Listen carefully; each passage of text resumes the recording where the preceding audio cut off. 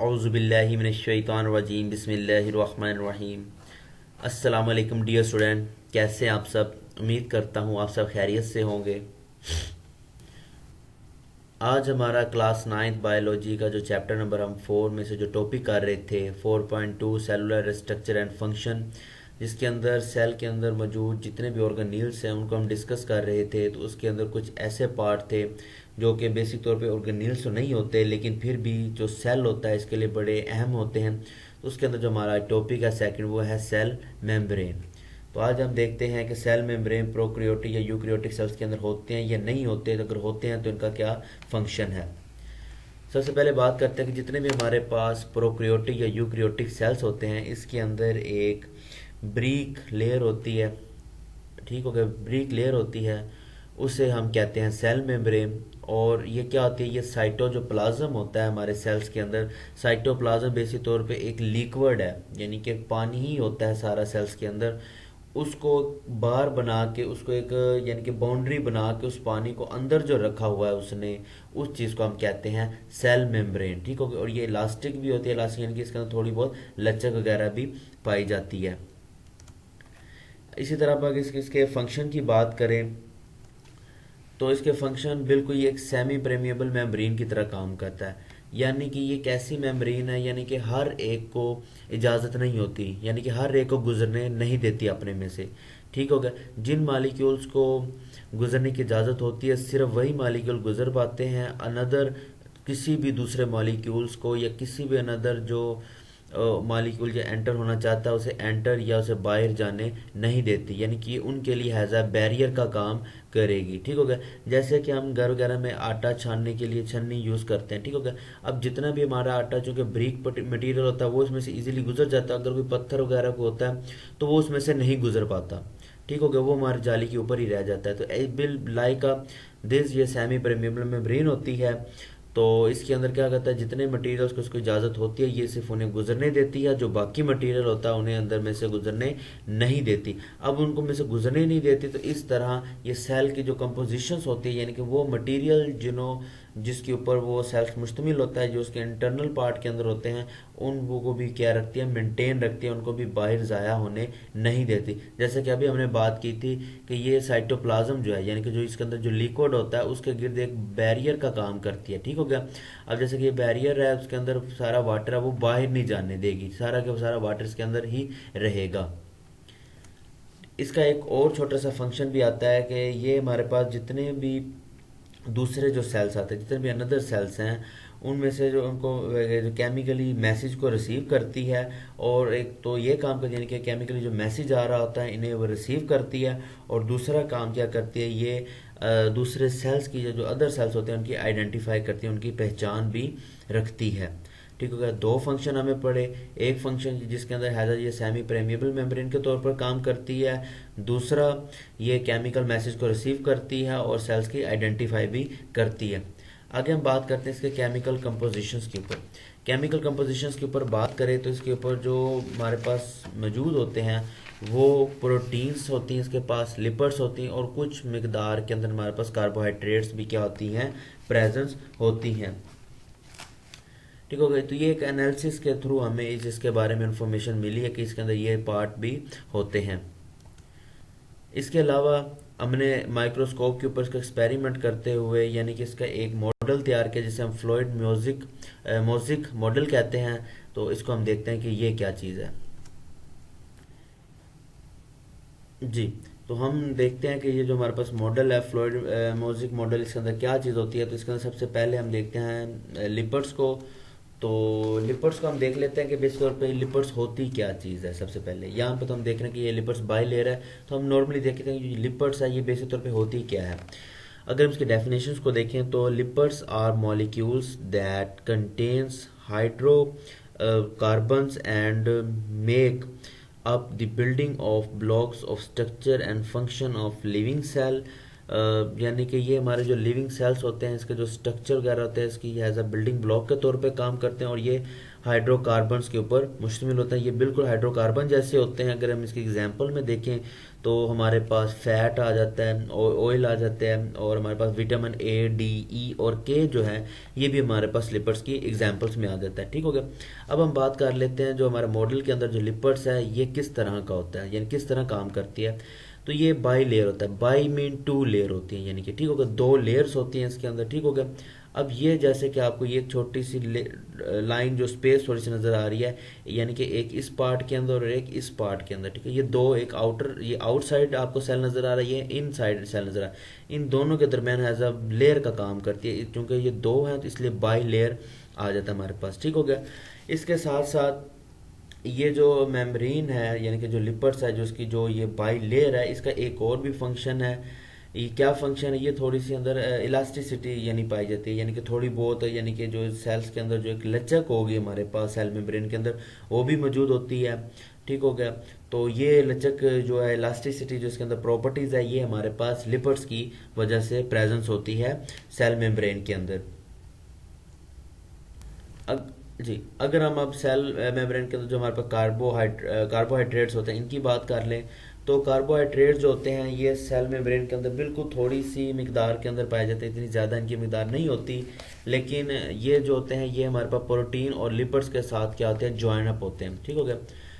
और कोलेस्ट्रॉल को देखते हैं। उससे पहले जो कोलेस्ट्रॉल है हमारे पास, ये भी हमारे पास यूकैरियोटिक जो सेल होते हैं इनके अंदर प्रेजेंस होता है, और ये भी हमारे पास बाई लेयर के अंदर मौजूद है। एक छोटी सी डायग्राम देखते हैं इसके लिए, एक प्रॉपर डायग्राम, जैसे कि आपको ये डायग्राम नज़र आ रही है। ठीक है। तो ये जितने भी आपको ये पार्ट नज़र आ रहे हैं, ये चीज़ें, ये सारी हमारे पास क्या है, कार्बोहाइड्रेट्स। ठीक हो गया। ये तो हमारे पास ग्लाइकोप्रोटीन्स इसकी अपनी मौजूद होती हैं, प्रोटीन्स होती हैं। अब इन प्रोटीन्स के ऊपर क्योंकि हमने अभी डिस्कस किया है कि जो कार्बोहाइड्रेट्स है इसकी जो मिकदार है वो बड़ी स्मॉल अमाउंट में होते हैं। ठीक हो गया। तो ये आपको जो जो पिंक कलर में आपको नजर आ रहे हैं छोटे छोटे, ये चीज़ हमारे पास क्या है, इसके अंदर प्रेजेंस होती हैं, कार्बोहाइड्रेट्स मौजूद होती हैं। ठीक हो गया। अब इसके साथ हमने अभी बात की थी ग्लाइसरोल्स की। ठीक हो गया। ग्लाइसरोल को हम देख लेते हैं, इसके लिए ये डायग्राम थोड़ी ज़्यादा बेहतर रहेगी। यानी कि ये जो हमारे पास बाई लेयर बनी हुई हैं, लिपिड्स की जो बाई लेयर बनी, इनके अंदर जो येलो कलर का आपको नजर, ये इस तरह अंदर क्या आती हैं, प्रेजेंस होती हैं। ठीक हो गया।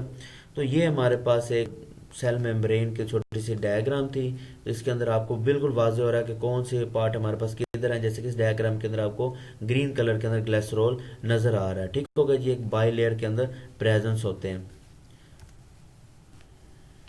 जी, आगे हम बात कर लेते हैं यूकैरियोटिक सेल के अंदर, यानी कि सेल मेम्ब्रेन क्या फंक्शन परफॉर्म करती है। जो हमारे पास यूकैरियोटिक होते हैं इनके अंदर कुछ ऑर्गेनील्स होते हैं, जैसे कि माइटोकॉन्ड्रिया, क्लोरोप्लास्ट, गोल्जी apparatus या एंडोप्लाज्मिक रेटिकुलम, ये सारे के सारे यानी कि हमारे पास ऑर्गेनील्स होते हैं। इनको भी सेल मेम्ब्रेन ने क्या किया था, बाउंडेड किया था, अपने अंदर बिल्कुल रखा था, इन्हें भी बाहर जाने की इजाज़त नहीं देती। तो जिस तरह के साइटोप्लाज्म को हमने देखा उसको जाने की इजाज़त नहीं होती, इसी तरह ये सारे ऑर्गेनील्स होते हैं, इनको भी ये अपने अंदर क्या रखती है, रोके रखती है, बाउंडेड करके रखती है। तो इंशाल्लाह जितने भी ये ऑर्गेनील्स हैं इनको हम आने वाले लेक्चर्स के अंदर बड़ी डिटेल के साथ देखेंगे कि ये क्या चीज़ है और कैसे ये अपना फंक्शन परफॉर्म करते हैं। तो ये था हमारे पास सेल मेम्ब्रेन। जी, आगे हम बात करते हैं साइटोप्लाज्म की।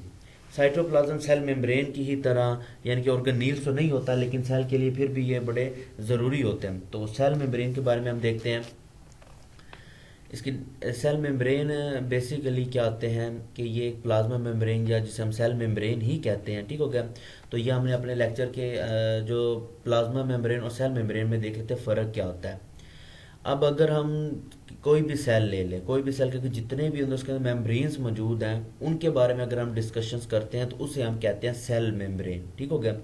यानी कि अगर इस सेल के अंदर 5, 3, 4 जितने भी मेम्ब्रेन्स हैं उनके बारे में अगर हम डिस्कशंस करते हैं तो उसे हम कहते हैं सेल मेम्ब्रेन। ठीक हो। अगर हम सिर्फ किसी एक सेल के ऊपर, किसी भी एक सेल की जो जो उसकी आउटर मोस्ट जो मेम्ब्रेन होती है उसका जिक्र करते हैं, उसके बारे में हम डिस्कस करते हैं तो उसे हम क्या कहते हैं, प्लाज्मा मेम्ब्रेन कहते हैं। ठीक हो गया।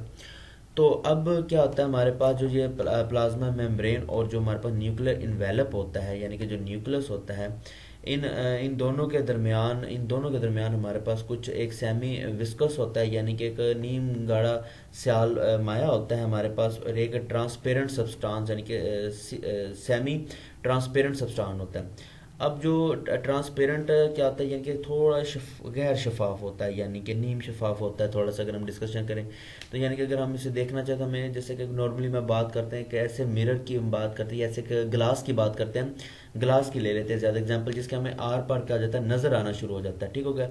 तो ऐसे जो हमारे पास मटेरियल होते हैं उन्हें हम कहते हैं सेमी पेरेंट ट्रांसपेरेंट सब्सटेंस। और चूंकि इनके यानी कि अब जो प्लाज्मा मेम्ब्रेन होती है वहाँ, और जो हमारे पास न्यूक्लियर इन्वेलप होता है, यानी कि बेसिक जो न्यूक्लियस होता है, इन दोनों के दरमियान हमारे पास एक यानी कि सेमी विस्कस यानी कि गाढ़ा स्याल माया होता है, और एक सेमी ट्रांसपेरेंट सब्सटेंस मौजूद होते हैं, ठीक हो गया। इसे हम क्या कहते हैं, साइटोप्लाज्म कहते हैं। बेसिकली अभी हम देख के आए थे सेल मेम्ब्रेन के अंदर कि इसे हम वाटर भी कहते हैं, ये एक लिक्विड ही होता है हमारे पास। अगर इसके हम केमिकल कंपोजिशंस की बात करें तो ये बिल्कुल वाटर की तरह होता है, ठीक हो गया। जैसे एक छोटी सी डायग्राम के अंदर देख लेते हैं ये चीज़, ठीक है। ये जो आपको एक ब्लैक कलर की नज़र आई है हमारे पास सेल मेम्ब्रेन है, जो कि अभी हम डिस्कस करके आए हैं। ये इलास्टिक भी होती है, ठीक हो गया, यानी कि लचक भी इसके अंदर होती है। अब ये जितना भी आपको ये येलो कलर का पार्ट नज़र आए, ज़रूरी नहीं है कि जो सेल साइटोप्लाज्म है इसका कलर येलो ही हो, यानी कि ये सिर्फ इस पिक्चर के अंदर आपको येलो नज़र आ रहा है, ठीक हो गया। तो इसका जो ओरिजिनल कलर है वो तो ऑलमोस्ट स्काई ब्लू जैसा है, ठीक हो गया। अब ये जो आपको येलो कलर जो आपको नज़र आ रहा है, ये हमारा पार्ट वो क्या है, सारा साइटोप्लाज्म है, वो सारा लिक्विड है, जिसके अंदर तमाम के तमाम जितने भी हमारे ऑर्गेनील्स हैं, ठीक हो गया। ये जितने भी आपको ये सारे जो पार्ट नज़र आ रहे हैं, जैसे कि ये नज़र आ रहा है आपको, ये जितने भी नज़र आ रहे हैं, ये सारे के सारे बेसिकली हमारे पास ऑर्गेनील्स हैं, ठीक है, जिनको हमने आने वाले फर्दर लेक्चर्स के अंदर डिटेल के साथ देखेंगे, ठीक हो गया। अब वो कहता है ये जो हमारे पास न्यूक्लियस है, यहाँ से लेकर ये जो हमारी बाउंड्री है, इनके दरमियान जितना भी ये आपको येलो कलर नज़र आ रही है, सारे का सारा क्या है हमारे पास, साइटोप्लाज्म है। ये बेसिकली एक लिक्विड ही है हमारे पास, ठीक हो गया। तो अगर हम इसके कुछ बात करें, इसके अंदर दो किस्म के मॉलिक्यूल्स होते हैं, एक ऑर्गेनील्स होते हैं, और इस ऑर्गेनील्स के अंदर हमारे पास प्रोटीन, कार्बोहाइड्रेट्स और लिपिड्स वगैरह आ जाती हैं, ठीक। और दूसरे हमारे पास के अंदर कुछ मॉलिक्यूल्स होते हैं जिन्हें हम कहते हैं इनऑर्गेनिक सॉल्ट्स, ठीक हो गया। और ये जो इनऑर्गेनिक सॉल्ट्स होते हैं ये पार्शली या कम्प्लीटली तौर पे इसके अंदर क्या होता है, डिजोल्व हुए होते हैं इसके, क्योंकि ये वाटर ही होता है, या तो ये कम्प्लीटली या तो थोड़ा बहुत मिकदार के अंदर उसके अंदर क्या आती है, उसके अंदर डिजोल्व हुई होती हैं। तो अगर हम साइटोप्लाज्म के फंक्शंस की बात करें तो इसके फंक्शन में क्या आता है, ये एक तो हमारे पास आपके सामने एक स्पेस बहुत ज़्यादा प्रोवाइड करते हैं, ठीक है। एक तो ये स्पेशली एक स्पेस प्रोवाइड करते हैं जिसके अंदर बहुत ज़्यादा बायोकेमिकल रिएक्शंस या जो मेटाबॉलिज्म्स होनी होती है हमारी बॉडीज़ के अंदर, उनके लिए एक जगह फ्राहम कर देता है, एक जगह उनको क्या करता है, प्रोवाइड करता है। अगर इसके हम एग्जांपल में देखें तो ग्लाइकोलाइसिस हमारे पास एग्जांपल है, जिसके अंदर ब्रेक डाउन ऑफ ग्लूकोज होती है हमारे पास सेलुलर रेस्पिरेशन के अंदर। ये इसके अंदर क्या होता है कि हमारे पास जो ऑक्सीजन हम इनहेल कर रहे होते हैं, यानी कि ऑक्सीजन जो अपनी बॉडी के अंदर लेके जा रहे होते हैं, तो वो ऑक्सीजन जो होती है वो हमारे जो फूड के पार्टिकल्स होते हैं उनके साथ टकराती है, उनको ब्रेक करती है। उन ब्रेकेज के दौरान क्या होती है, ग्लूकोज हमारी बॉडी के अंदर क्या होती है, शामिल होती है। ग्लूकोज जो यानी कि खुराक के अंदर जो पावर होती है, जो ताकत होती है, वो निकलती है ग्लूकोज की फॉर्म में।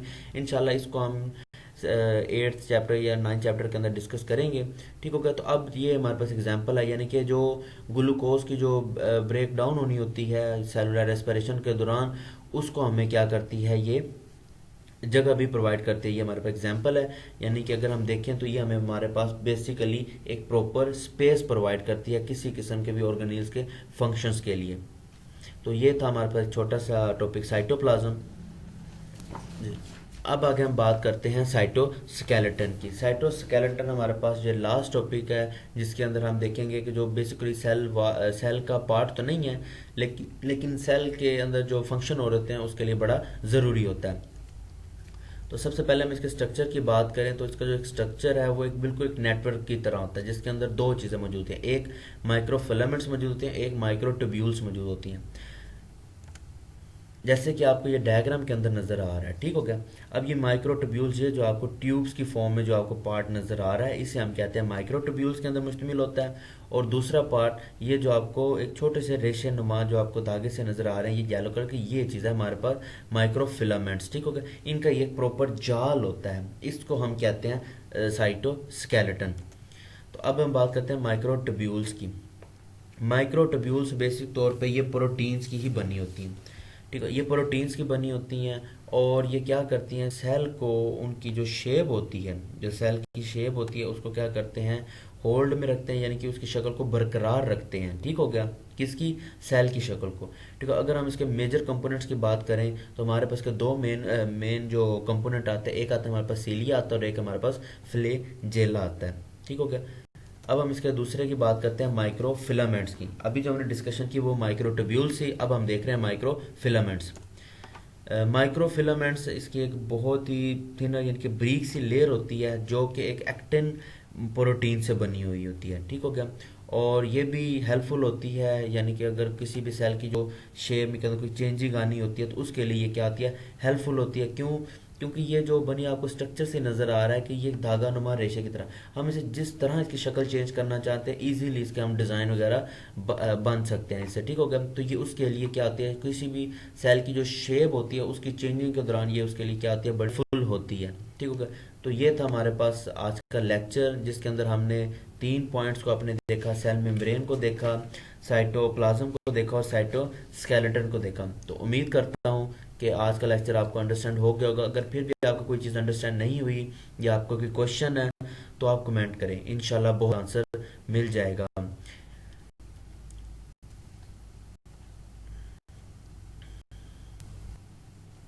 वीडियो अच्छी लगी है, लेक्चर की समझ भी आई है तो लाइक करें, कमेंट करें, और अगर अभी तक आपने मेरा चैनल सब्सक्राइब नहीं किया तो मेरे चैनल को भी सब्सक्राइब करें और साथ लगे छोटे से बेल आइकन को लाजमी प्रेस करें ताकि मेरी आने वाली हर वीडियो या लेक्चर आप तक पहले पहुंच सके। बहुत शुक्रिया। इंशाल्लाह मुलाकात होती है हमारे नेक्स्ट लेक्चर में, तब तक के लिए अल्लाह हाफिज़।